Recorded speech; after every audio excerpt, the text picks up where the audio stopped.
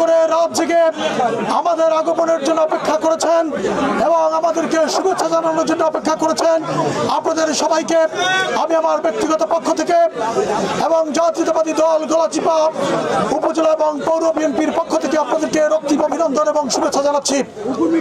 সংগ্রামী বন্ধুরা, ইতিমধ্যেই নির্বাচন মাঠে গণনা শুরু করেছে।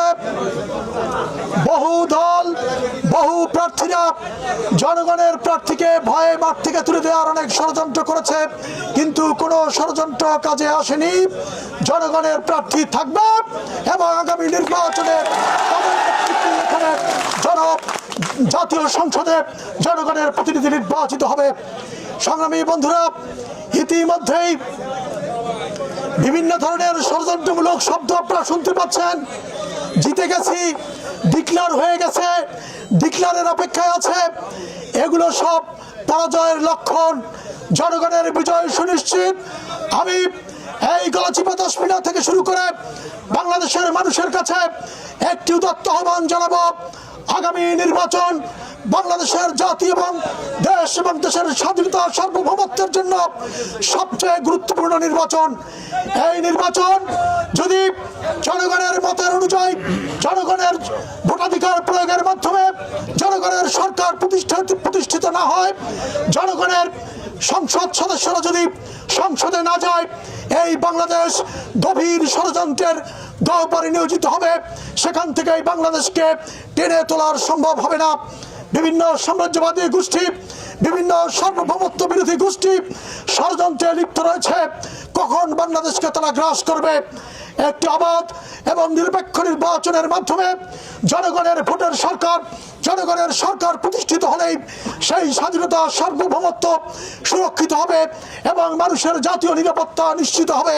সুতরাং আমরা আপনাদেরকে অনুরোধ করব, শত বাধা বিপত্তি, ষড়যন্ত্র এবং নোংরামি সত্ত্বেও আপনারা সকল বাধা পেরিয়ে আগামী 12ই ফেব্রুয়ারি নির্বাচনে ভোট কেন্দ্রে উপস্থিত হবেন।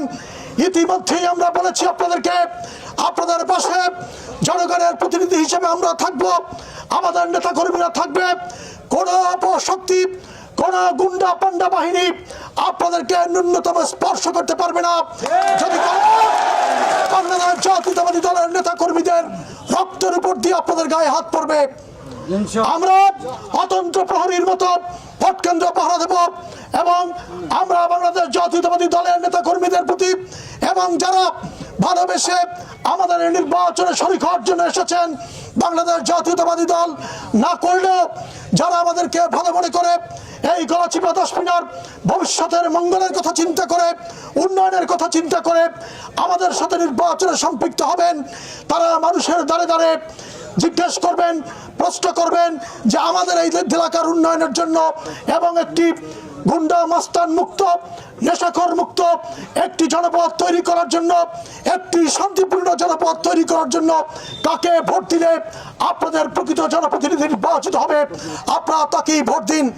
ইতিমধ্যেই সকল প্রার্থীদের আপনারা দেখেছেন, সকল দলকে দেখেছেন।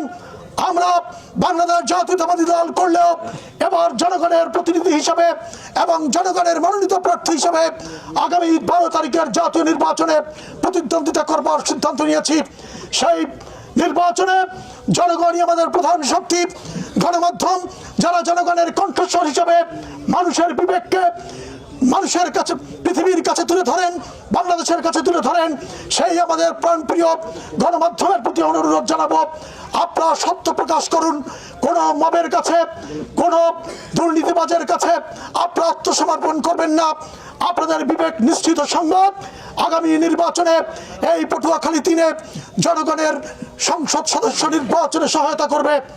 আমরা আপনাদেরকে বলবো, আপনারা অতি উৎসাহী হয়ে কোনো কথা বলবেন না এবং অতি উৎসাহী হয়ে অন্যদের মতো জিতে গেছি, হয়ে গেছি, ডিক্লার বাকি, এই ধরনের ওভার কনফিডেন্সে না ভুগে মানুষের দ্বারে দ্বারে যাবেন, মানুষের সাথে বিনয়ী আচরণ করবেন, মানুষের কল্যাণের জন্য যে রাজনীতি, সেই রাজনীতির কথা বলবেন।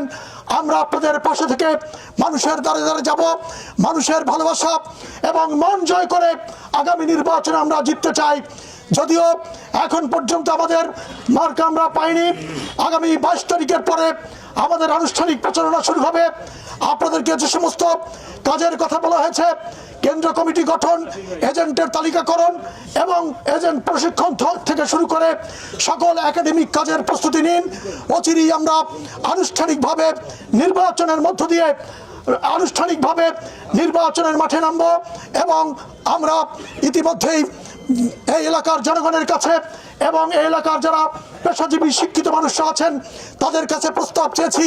আমাদের ইশতেহারের কাজ চলছে, আমাদের লিফলেটের কাজ চলছে, মার্কা পেলে হ্যান্ডবিল ছাপানো হবে, সেখান থেকে আমরা ভোটার স্লিপ সহ মানুষের দ্বারে দ্বারে ভোট চাইতে যাব। আপনারা সকল ধরনের প্রস্তুতি গ্রহণ করুন।